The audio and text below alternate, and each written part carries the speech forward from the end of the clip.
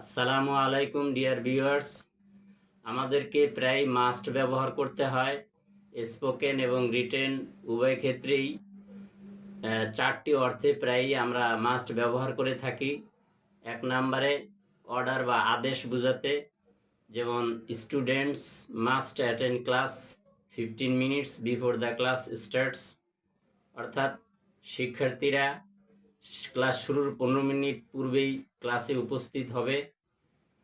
2 নম্বরে নিষেধ বা প্রহিবিশন, তবে এটা নেগেটিভ অর্থে ব্যবহৃত হয়, যেমন students must not make a noise in the classroom, শিক্ষার্থীরা ক্লাসরুমে হইচই করবে না।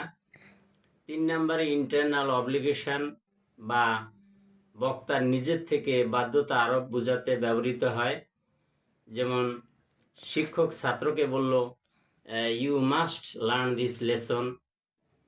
4 নম্বরে লজিক্যাল ডিডাকশন, অর্থাৎ এটা ব্যবহৃত হয়ে থাকে জানা তথ্য থেকে যৌক্তিক অনুমান বোঝাতে, যেমন একজন লোক নোংরা এবং ছেঁড়া কাপড় পরেছে, এটা দেখে আপনি এই অনুমান করতে পারেন, যেটা নিশ্চিত অনুমান।